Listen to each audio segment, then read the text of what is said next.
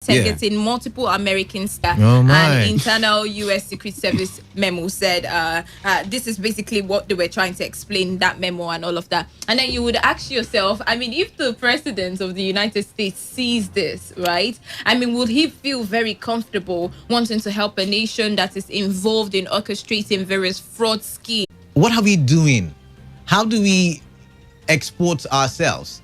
I mean, how do we export the products we have in our individual countries? I'm talking about Africa as a continent now. How do we begin to make the world see that we are economically viable when what our youths know how to do best is go around the internet scamming people, their ad-end money. Some of them that they have scammed their pensioners. Some of them, I mean, their last savings, and it's crazy. It looks like the more the EFCC, the ICPC follow up this issue of online scamming, the more it grows. I mean, over the years, we've seen more persons who would rather, involve themselves in online fraudulence than, actual hard work and, try to create an industry for themselves. So it looks like the war against the online fraudulent scheme, is not seeing so much victory for me.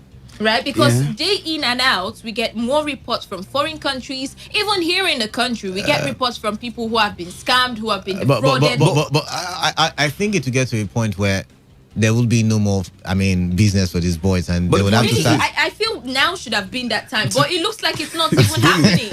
Now, the point is this: who are the people who are engaging in most of all these fraudulent activities? Jobless youths who have no job, youths who have been scammed by our own leaders. So at the end of the day, it's not just the youths who have scammed one person at some point or the other. It's our leaders who have scammed people by saying, look, we'll provide jobs and not providing jobs. I'm not saying it's a good thing. I'm not saying people should do this, but I'm saying if the government provided, employment opportunities for lots of the youths that we have out there, lots of maybe I disagree maybe with you. just many of them wouldn't be I involved disagree with you. in internet crime. The what's his name now? The Invictus Obi, I believe that's his name. Was he a poor guy? I mean, he was No. Wait. I'm going somewhere. He was in the United States.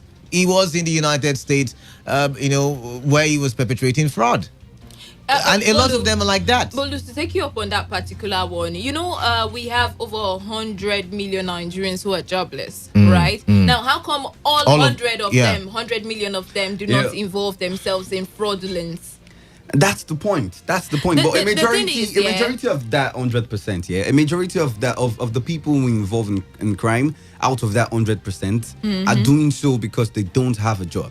I'm telling you this. I'm not saying. I disagree with you. No. I'm going somewhere. I'm going somewhere. 95. No. I'm going somewhere. 95.1% of them are students. 95.1% of them are students. Go do your math. I'm not saying 95.1% of them are dropouts.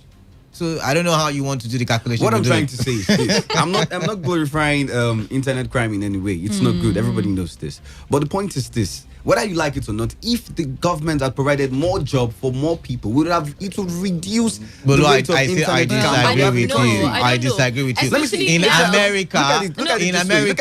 America, we have unemployment at its peak. In the UK, we have unemployment. In Germany, we have unemployment, and we don't have as much scammers as we have here. The only thing that would come off as the excuse for why we have a lot of people going to fraudulence, online fraudulence, is simply because they don't want to work. That's what I believe. Because honestly, I don't see why you would decide that you're really smart. I mean, you could have put that intellect to something else, but you decided that, let's take the easy way out. Yeah, like someone scammed me and put this thing directly. It's like the narrative that has been painted to young men out there. Like this is the way. This is the only way out. That's the narrative that has been painted. Now I'm going somewhere. I was going to give like this example of what we have here in River State, okay? Where we have young boys wanting to go into cultism. They go into cultism because that has been preached to them as the way.